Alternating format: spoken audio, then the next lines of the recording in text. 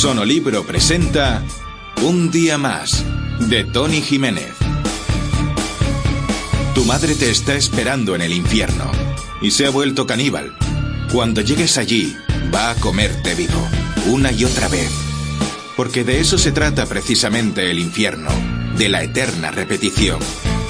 Creo que en el fondo de nuestros corazones, la mayoría sabemos que es así.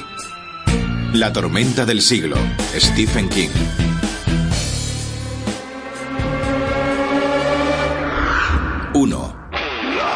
Abrió los ojos. La canción no solo lo despertó, sino que le destrozó los tímpanos antes de poder sacudir el pequeño aparato que la emitía.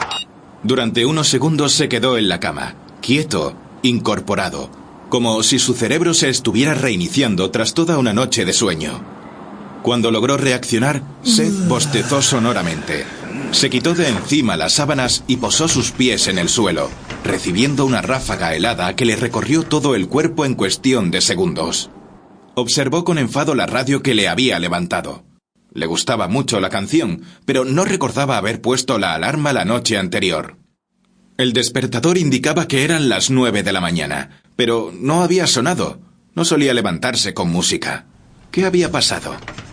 Se puso en pie, estirándose sin recato. Mientras se metía en el cuarto de baño de su apartamento, supuso que la noche anterior había llegado demasiado borracho como para diferenciar el reloj de la radio. Dejó caer el agua de la ducha sobre su cabeza.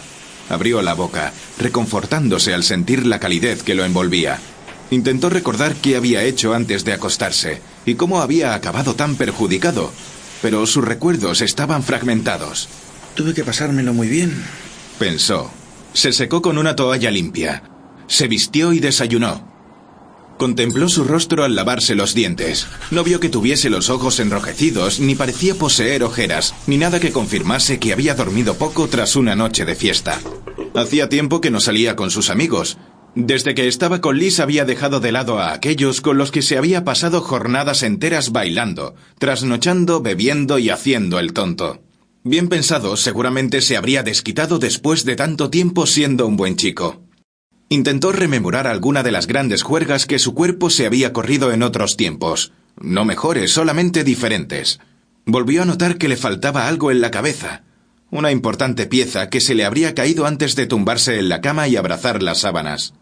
Se pasó los dedos manchados de colonia por su pelo castaño.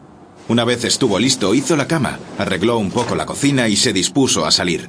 Antes se detuvo frente a la puerta de su habitación. Parecía demasiado ordenada para haber salido de marcha.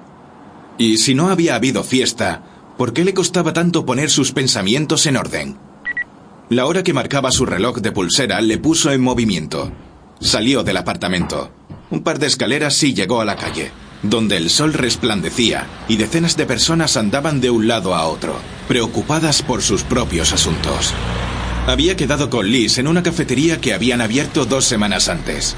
Según sus amigas, vendían unos bollos de crema deliciosos y por poco dinero podrías tomar además un buen café.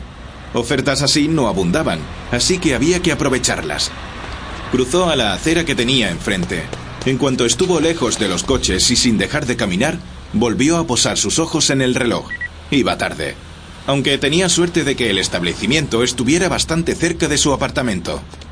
Torció a la derecha, luego a la izquierda, evitando por poco a una madre con un enorme carrito de bebé. Al ver una papelería, pensó en entrar para comprar el periódico y la revista de cine que le gustaba, pero al observar la cola que salía del lugar, decidió seguir su camino. ¿Por qué habría salido de juerga si había quedado con Liz tan temprano?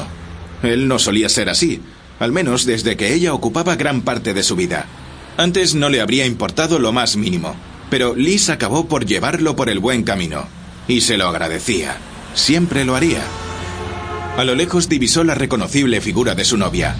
Levantó una mano para saludarla, pero parecía distraída observando el escaparate de la cafetería, que daba la impresión, desde donde estaba, de estar a rebosar.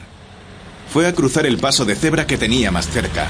Retrocedió instintivamente al comprobar que un coche deportivo pasó por delante sin mirar siquiera.